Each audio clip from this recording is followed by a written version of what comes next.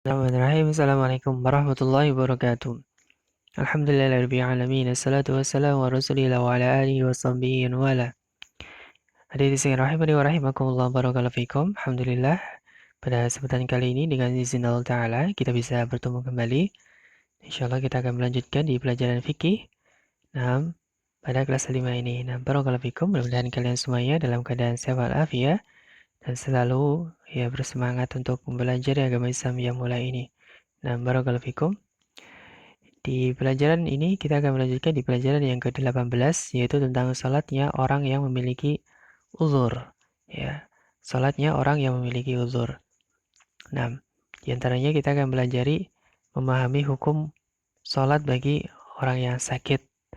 Yang kedua adalah memahami tata cara salat bagi orang yang sakit, kemudian memahami sebagian hukum salat bagi musafir, dan memahami tata cara salat bagi musafir atau orang yang dalam perjalanan jauh. Nah, yang pertama adalah salatnya orang yang sakit.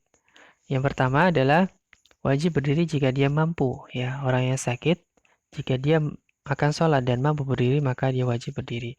Jika tidak mampu berdiri, maka sholat dengan duduk. Sholat dengan duduk. Jika tidak mampu dengan duduk, maka ya sholat dengan berbaring miring ke arah kiblat.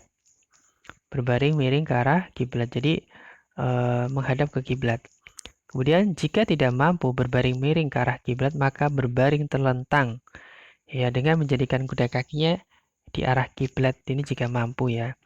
Jadi yang terakhir adalah jika tidak berdiri dengan duduk tidak mampu dengan berbaring miring ke arah kiblat. Jika tidak mampu juga maka berbaring dengan telentang.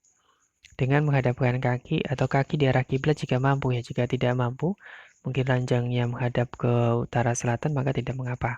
Nah, kemudian dia salat orang yang sakit itu dibolehkan untuk menjamak salat ya.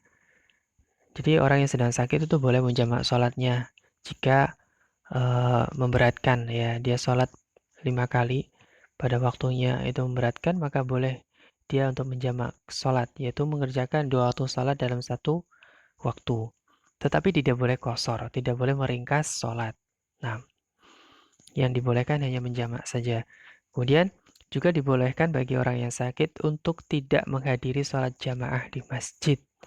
Ya, karena salah satu uzur tidak menghadiri sholat jamaah di masjid adalah karena sakit.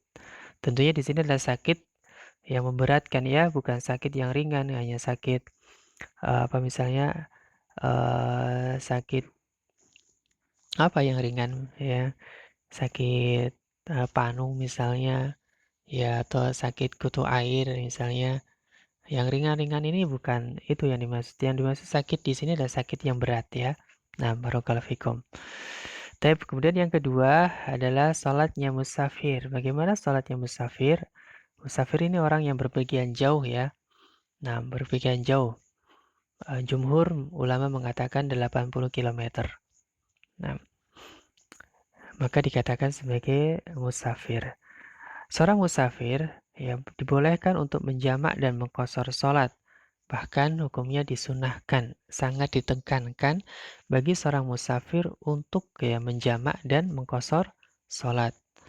Nah, mengqashar adalah mengerjakan salat yang 4 rakaat menjadi 4 rakaat menjadi 2 rakaat. Yakni salat zuhur, asar dan isya.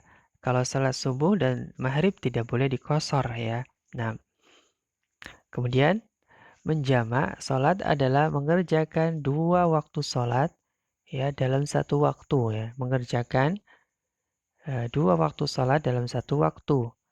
Misalnya kita mengerjakan salat duhur dan asar di waktu duhur atau asar. Nah, yang disebut dengan jamak takdim atau mendahulukan salat ya, waktu salat. Yaitu mengerjakan salat duhur, contohnya adalah mengerjakan salat duhur dan asar di waktu zuhur. Ini namanya jamak takdim ya. Atau bisa juga mengerjakan salat maghrib dan isya di waktu maghrib. Nah, kemudian yang kedua adalah jamak takhir, yaitu mengerjakan salat duhur dan asar di waktu asar. Jadi mengakhirkan waktu salat ya. mengerjakan sholat duhur dan asar di waktu asar. Tapi caranya tidak boleh dibalik ya. Tetap dia harus sholat duhur dulu baru asar. Nah, atau juga sama, dia mengerjakan sholat maghrib dan isya di waktu isya. Ya, nanti yang dikerjakan adalah sholat isya dahulu baru sholat maghrib dulu baru isya. Jadi tidak boleh membalik urutan sholat. Ya.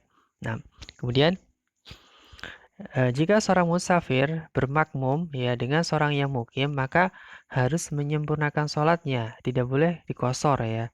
Jadi misalnya kita sedang bepergian, kemudian singgah di masjid, kemudian di situ sedang diadakan sholat berjamaah dengan imam mukim, dan kita menjadi makmum, ya mungkin kita masbuk makmumnya karena terlambat, maka ya siksa rokaat yang tersisa, maka kita harus dikerjakan secara sempurna. Misalnya kita terlambat, misalnya kita sholat duhur, makmum bersama orang mukim, ya maka ketika mungkin kita terlambat 3 rakaat, ya maka kita kerjakan 3 rakaat.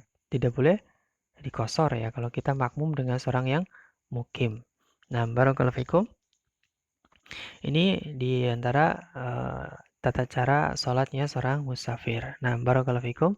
Mudah-mudahan bisa dipahami dan bisa kita amalkan ya ketika kita sedang berpergian. Baik. Wallahu ta'ala alam. Subhanakallahumma bihamdika asyhadu an la ilaha illa anta astaghfiruka wa atubu ilaik. Assalamualaikum warahmatullahi wabarakatuh.